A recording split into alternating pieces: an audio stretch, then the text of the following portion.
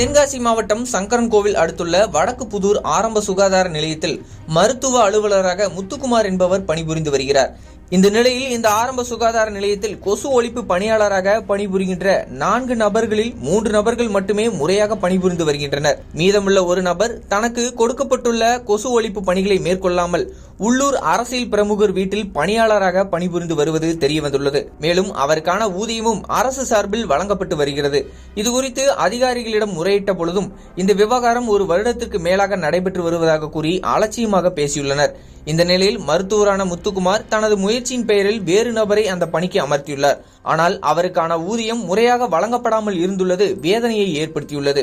இந்நிலையில் இதுகுறித்து சமூக வலைதளங்களில் ஆடியோவை வெளியிட்ட மருத்துவர் முத்துக்குமார் அரசு நிர்வாகத்திடம் ஊதியத்தை பெற்றுக்கொண்டு அரசியல் பிரமுகர் வீட்டில் பணிபுரிந்து வருகின்றனர். ஆனால் இதுகுறித்து வட்டார வளர்ச்சி அலுவலர் முதல் மாவட்ட நிர்வாகம் வரை கண்டுகொள்ளவில்லை என ஆதங்கத்துடன் தனது குற்றச்சாட்டை முன்வைத்துள்ளார். மேலும் இதுகுறித்து உரிய நடவடிக்கை எடுக்கவில்லை என்றால் நீதிமன்றத்தை நாட உள்ளதாகவும் அந்த ஆடியோவில் தெரிவித்துள்ளார். அரசிடம் ஊதியம் பெற்றுக்கொண்டு அரசியல் பிரமுகரிடம் பணிபுரியும் நபரால் கொந்தளித்த மருத்துவர் ஆடியோ வெளியிட்ட விவகாரம் பரபரப்பை ஏற்படுத்தியுள்ளது. அந்த வகையில் தென்காசி மாவட்டத்தில் மருத்துவர்களின் ஆதங்க ஆடியோ அடுத்தடுத்து வெளியாகி வருவது பரபரப்பை ஏற்படுத்தியுள்ளது. மேலும் இதுகுறித்து மாவட்ட ஆட்சியரிடம் கேட்டபொழுது இந்த ஆடியோவில் முழுமையான உண்மைத்தன்மை இல்லை, ஆனால் இதுகுறித்து முழுமையான விசாரணை மேற்கொள்ளப்படும் எனவும் தெரிவித்துள்ளார். தவறுகள் ஏற்பட்டால் உடனடியாக நடவடிக்கை எடுக்கப்படும் என மாவட்ட ஆட்சியர் உறுதியளித்துள்ளார். Good evening sir. என்னோட நேம் டாக்டர் முத்துக்குமார். வடக்கு புதூர் அரசு ஆரம்ப சுகாதார நிலையத்தில் மருத்துவ அலுவலராக இருக்கிறேன். இப்போ நான் மடத்துப்பட்டி பிஹெச்லேருந்து மாறி 1 மாதம் ஆகுது.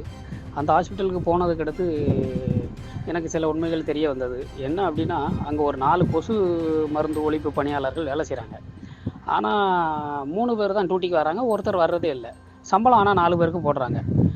என்னம்மா விஷயம் அப்படின்னு நான் கேட்டதுக்கு மொத்தம் 3 பேர் சொன்னாங்க, இல்லை அவர் வரமாட்டார், வேற எங்கேயே வேலை செய்கிறார் சார். நான் வேறு எங்கம்மா வேலை செய்கிறாருன்னு கேட்டால் அதுக்கடுத்து தான் தெரிஞ்சது அவர் ஒரு லோக்கல் அரசியல்வாதி வீட்டில் வேலை செய்கிறார். அங்கே என்ன வேலை செய்கிறாருன்னா, அவர் வீட்டுக்கு தென்னை மரத்துக்கு தண்ணி பாய்ச்சறது, அவர் வீட்டு மாடுகளை குளிச்சாட்டுறது, இந்த வேலையை அவர் பார்த்துக்கிட்டு இருக்கார்.